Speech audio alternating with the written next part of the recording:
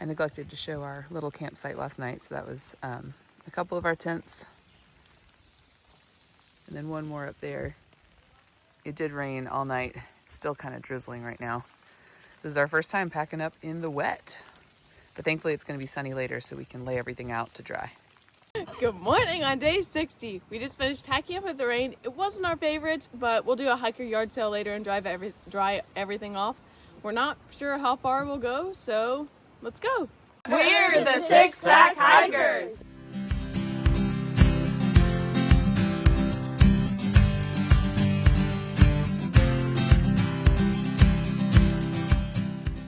The outdoors is full of humor and just one big fun playground, right? One thing you don't anticipate having to deal with on a morning waking up after a rain is your bag getting stuck in a tree from a bear hang. I've got all the slack in the world in the line on this side, but it's caught in that notch. So we're gonna get creative and put Gideon on my shoulders and see if he can pull it down and hope for the best.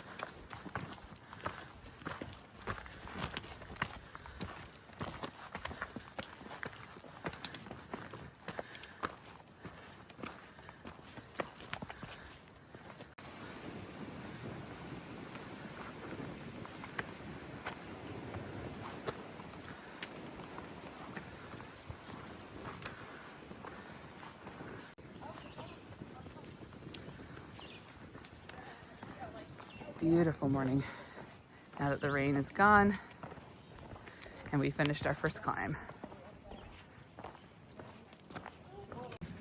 Good morning on day 60. 60. It's crazy. We initially planned for 6 months, so 180 days at the most.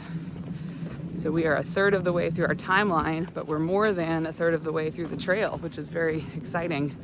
So it seems like we'll finish before that 6-month time frame. We are about 1.5 miles into the day. Already finished our first climb on our way down. You'll see at the end of the video when I put the far out screenshot of our kind of elevation today that the morning is pretty chill. Sorry, had a bug on my hand. Morning is pretty chill, and we drop down kind of low into this bowl sort of shape, and then we got to climb out of the bowl at the end of the day. So should be interesting.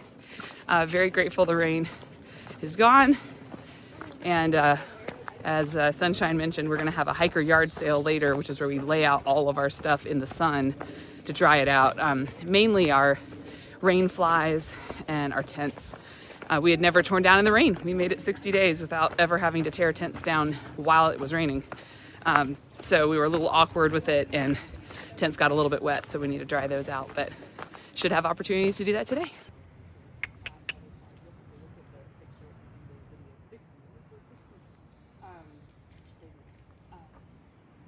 I'm not even afraid of us. Okay, I posted 2 more, so we should have up there. But that was kind of late last night.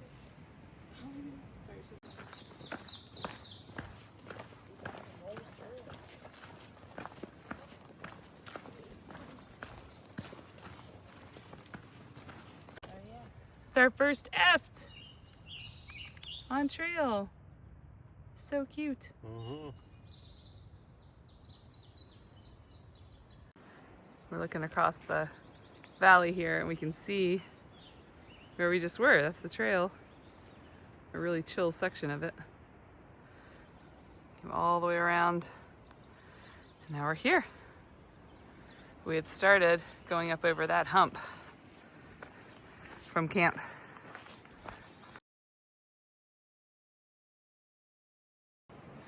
That was so cool to meet B-Dog and Robin.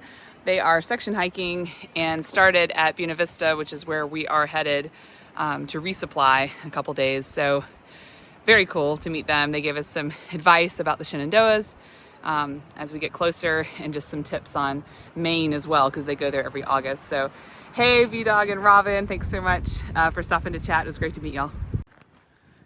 Just popped out and we got our first view of the James River. We're going to be hiking all the way down to it. and along it for a while today. 6 miles into the day, got to a water source. We're filtering. Thank you, Serenity and Sunshine, for filtering. And also thank you, Energizer, for filtering. Gotta get these bottles full. We're gonna be down by the James River for a while this afternoon, but then when we climb, what happens, Gideon? To all of our water sources? They disappear. Yeah, so we're gonna enjoy the water. Enjoy the water while we've got it. Waters are filled up and we're back on trail. We've decided to hike about 5.5 more miles to get to a shelter that's at the, we're gonna get all the way down by the river, walk along the river, and get just shy of a really big climb.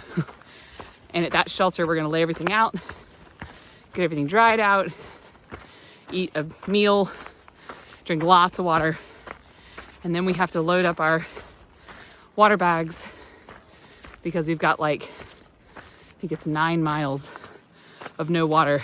And a big portion of that, I think like 6 miles, is a climb. So not that we're doing all that today, but we'll still need water tomorrow if we stop early. So getting ready to do another water carry in a little bit. Over the course of our 60 days on trail, we have been as high as over 6,000 feet above sea level back in the Smokies.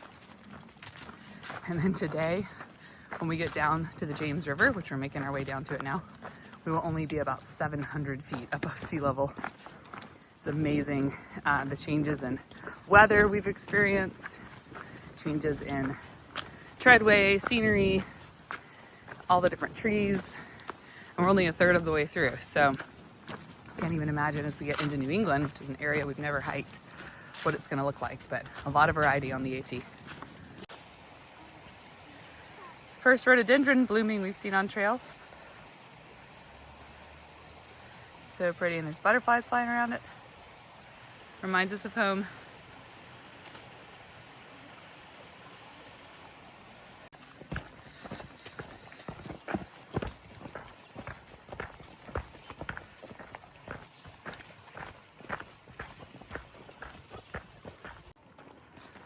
Currently walking right beside the river. It's been beautiful. The wildlife we've been hearing are roosters across someone's house across the water.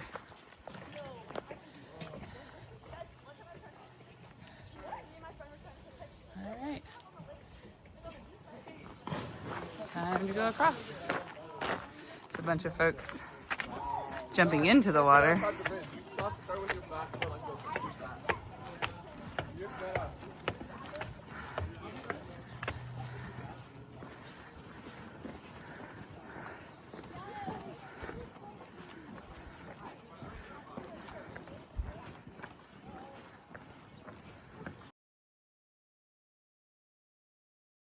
The footbridge was pretty cool. So we're now on the other side of the James River. Got just under a mile to John's Hollow Shelter, which will put us at about almost 12 miles on the day.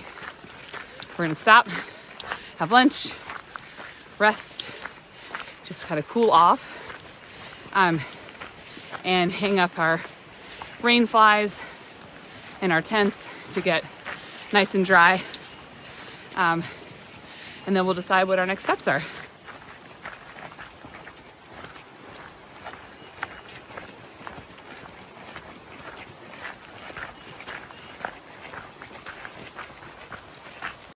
Ooh, sweaty, sweaty. A few minutes ago, we crossed paths with Nonstop and Buttercup and met Uncle Al. So it was really cool to see familiar faces and meet a new one. They are, I don't know about Uncle Al, but Nonstop and Buttercup are slack packing southbound today. And they told us that they've run into Roadrunner and Humble in Glasgow. So it's cool to know that they're doing well since we haven't seen them in a little bit. And so we are on our way down to the shelter. We've already hit the turnoff. Really excited to rest up and eat.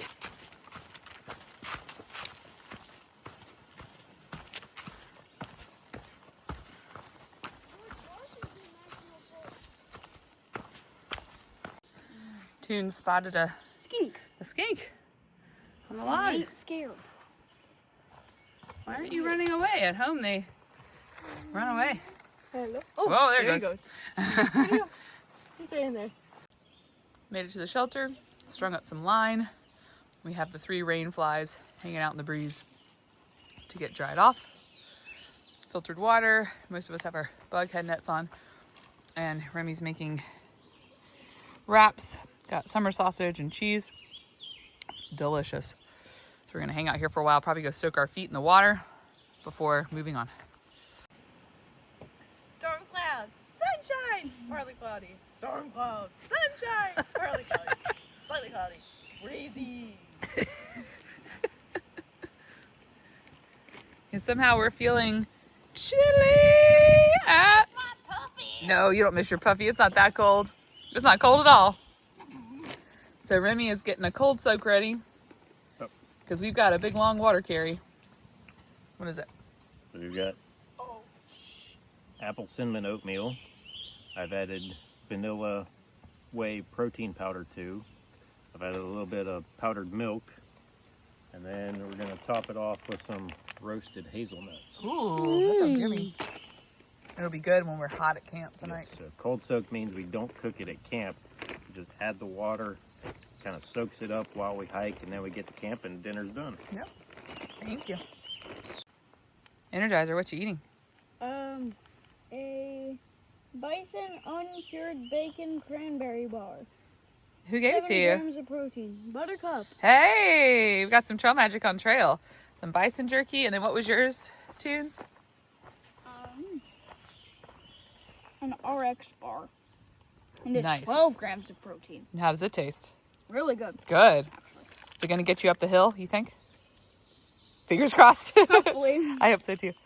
Took a nice long break. Filled up all of our water bottles and water bladders. So we're carrying 8 liters of water in bladders and 6 liters in bottles. Starting our climb. We've got just over 2 miles up to the first potential campsite. It's 3:25 p.m.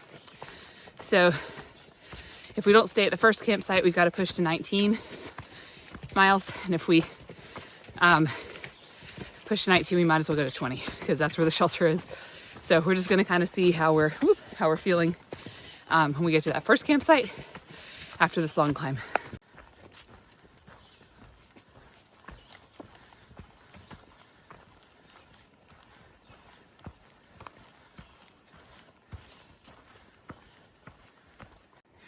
What did you find, Toons? Note from Treehouse. It was on this and it says, sat here. What does it say on the back? Hey, 6-pack Katahdin that way. Katahdin that way, so we're going the right way. Sure. Thank you, Treehouse.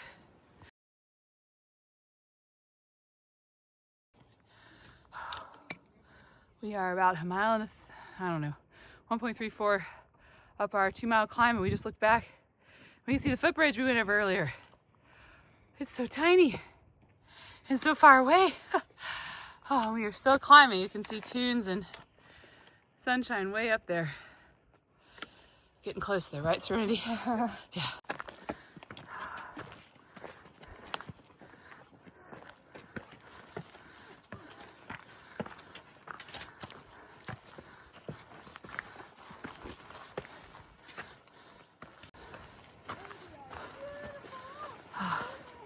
I think this is it. Little Rocky Road. Oh my goodness. Oh my goodness, guys.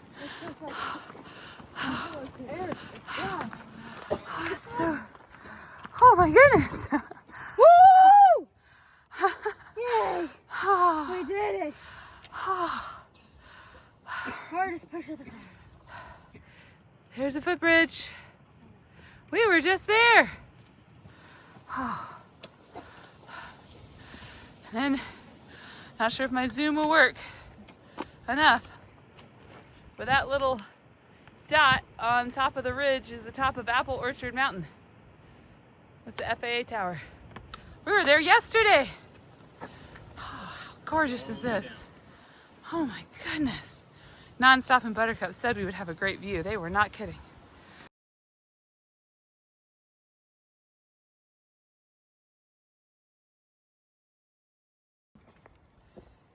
So we can see 2 of these lizards.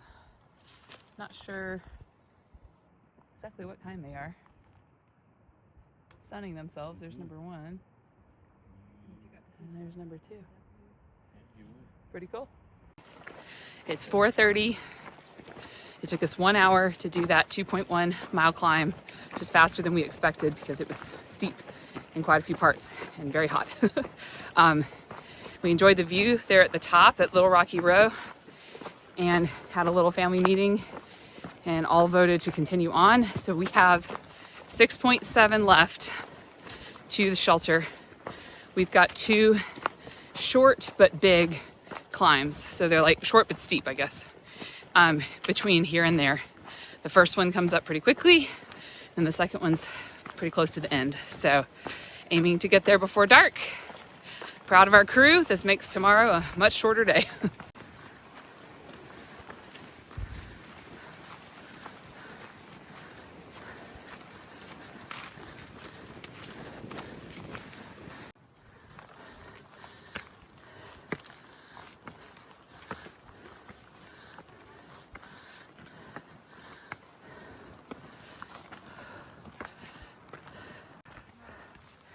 Made it to the top of our second climb, and we're gonna filter all the water, well, not all the water, 6 liters. Good gracious, guys, these views today. Yeah, we were told they were best on trail, remember? Yeah, really are. What do you think, Serenity? It's beautiful. So gorgeous. This seat is beautiful too.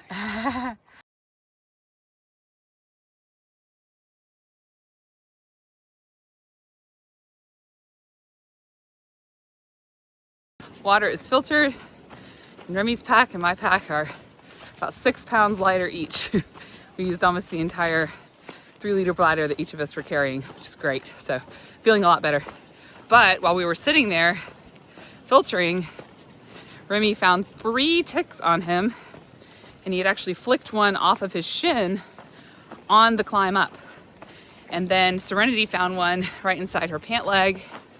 So we stopped everything and did a thorough tick check. We had walked through some high grass, so we knew there was a potential, but those were the only ones we found. But my goodness, the ticks are out.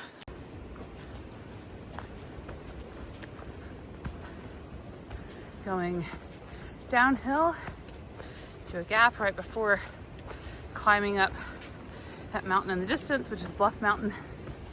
That's what stands between us and the shelter. So get over that mountain.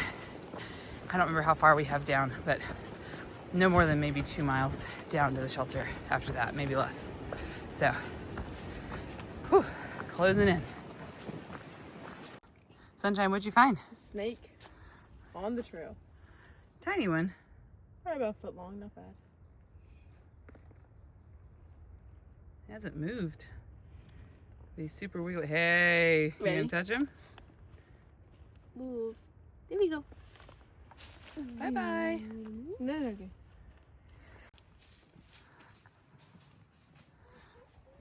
Pretty neat. We saw a deer this morning, and now as we're ending our day, hi.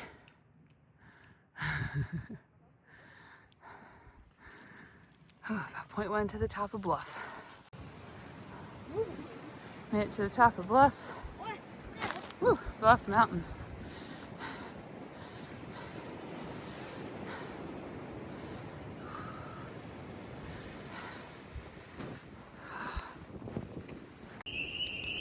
After a 20-mile day, we rolled into camp a little bit after hiker midnight, but we got the tent set up. We're just doing a snack dinner. We're gonna brush our teeth and get to bed, but you can hear the tree frogs in the background. We're situated by a little pond here, if you can make it out. So that'll be our noise machine tonight.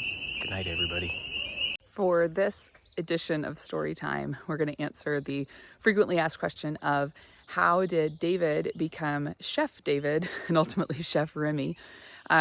We got married in 2007, And at that point in time, I was working from home for Clemson University. We lived up in Pittsburgh at the time. And so it was most convenient, made the most sense for me to be preparing all the food. I continued that all the way through to 2012, early in that year, when a series of events, which Remy's going to detail, led to a shift in our roles. It was God's timing. It was a really rough patch of time in our marriage as a family. We grew a lot stronger through it. That's a story for a whole nother time, but he'll allude to a little bit of that. But that's when the shift occurred in 2012. In 2012, I lost my job, which led to a pretty dramatic shift in our family as we were left questioning what our future held, because Beacon was accepted into graduate school within the same week that I lost my job. And so for about the next month, I spent looking for jobs. Every door kept opening for Beacon at grad school with an assistantship, scholarship, and whatnot. At this time, Serenity was about 2.5, and Sunshine had just turned a year old. And after about a month, we decided that it would be best for our family for me to become a stay-at-home father. Now, this is before it was, the days of paternity leave or commonplace for dads to stay at home. So I had to learn pretty quickly to be comfortable being uncomfortable as a stay-at-home dad, taking over all the responsibilities that Beacon did so well at home.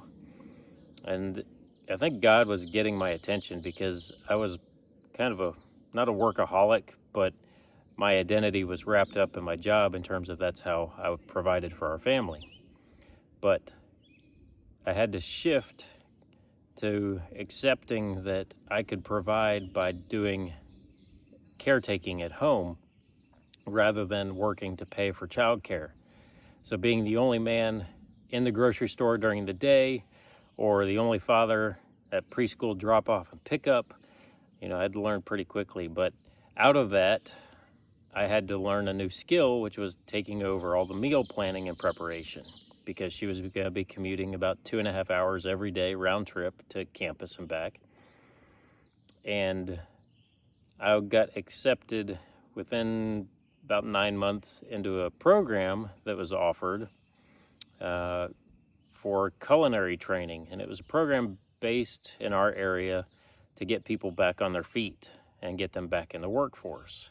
So not necessarily geared for my background in engineering, but they accepted me into the program, and I spent 12 weeks in a culinary training, going through classical training from 3 head chefs in the area, which was phenomenal experience. And at the end, placed in a restaurant for just a short stint to gain some practical experience after the training.